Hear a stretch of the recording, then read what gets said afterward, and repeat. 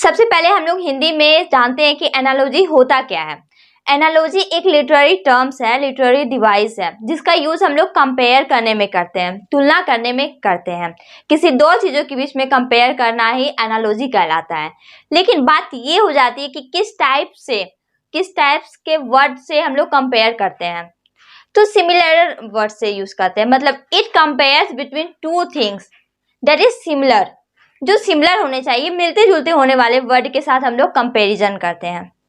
और या तो फिर आप सिंपली लैंग्वेज में जानिए कि सिमिलर वर्ड होने चाहिए, या तो कभी कभी ऐसे हो जाते हैं कि बिल्कुल अलग होते हैं, एक दूसरे से सिमिलर नहीं होते हैं। इट मीन्स कि इसका यूज हम लोग कंपेयर करने में करते हैं, और कंपेयर के साथ साथ ये या तो सिमिलर वर्ड के साथ ये कंपेयर होता है, या फिर बिना सिमिलर के साथ भी ये कंपेयर होता है। तो अब आपके एग्जाम में जो एनालॉजी आने वाले हैं, तो उसमें आपको लिखना क्या क्या है वो मैं बता देती हूँ। आई होप कि आपको समझ में आ गया हो कि एनालॉजी होता क्या है।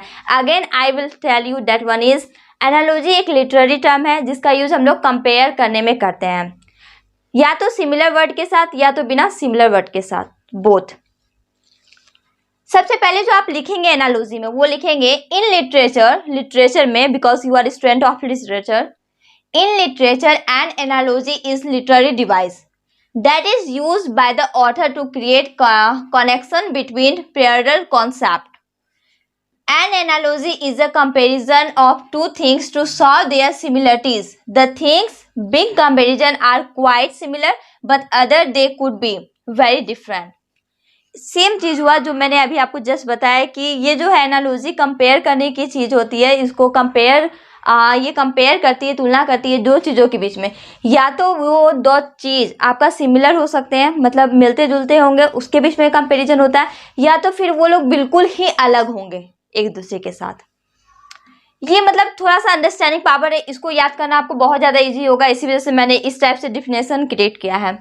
नेक्स्ट है it is comparison between two known things to create an understanding of new concept. इसका कंपेरिजन करने के बाद, तुलना करने के बाद जो रिजल्ट निकलता है ना, वो आपको न्यू वर्ड सीखने के लिए कहता है, मतलब न्यू वर्ड जानने के लिए मतलब जाना जाता है, एक न्यू वर्ड क्रिएटेशन होता है। अगर आपका हमेशा याद रखिए, जिस भी टॉपिक को आप लिखेंगे उस टॉपिक का एग्जाम्पल लिखना जरूरी है, मोस्ट इम्पॉर्टेंट है। सिमिलर एनालॉजी, मैंने दोनों एनालॉजी का एग्जाम्पल लिया है। सबसे पहले जानते हैं कि सिमिलर एनालॉजी में आपको करने क्या क्या है। कॉम मतलब कंघी।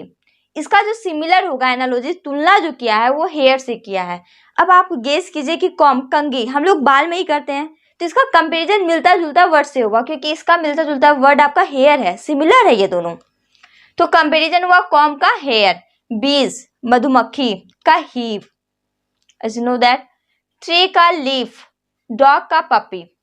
ये सारे सिमिलर वर्ड हैं, एक दूसरे से मिलते जुलते हैं। इन दोनों के बीच में अगर आप तुलना करते हैं तो वो एनालॉजी कहलाता है, जैसा कि मैंने आपको पहले भी कहा था। अगर आपका कंपटीशन का तैयारी कर रहे हैं ना, तो उसमें एक क्वेश्चन आता है, वो आता है puppy is to dog, puppy dog से है।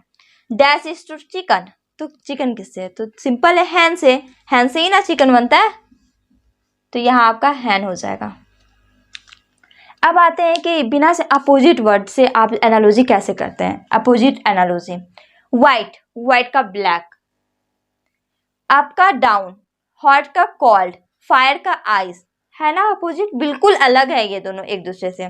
अगर आप कॉम्पिटिटिव एग्जाम्स की तैयारी करते हैं तो आपका ये क्वेश्चन आता है, hot is as to cold, dash is to ice, तो यहाँ फायर इज टू आइस होगा, फायर। इट मीन्स ये बहुत ज़्यादा सिंपल है। सिंपल वर्ड में बात करूँ तो ये एक लिटरेरी डिवाइस है, जिसका यूज हम लोग कंपेयर करने के लिए करते हैं, तुलना करने के लिए किया जाता है। या तो वो तुलना आपका सिमिलर वर्ड से होता है, या तो फिर अपोजिट वर्ड से होता है। That is analogy. I hope you got understand and thank you so much for watching my channel.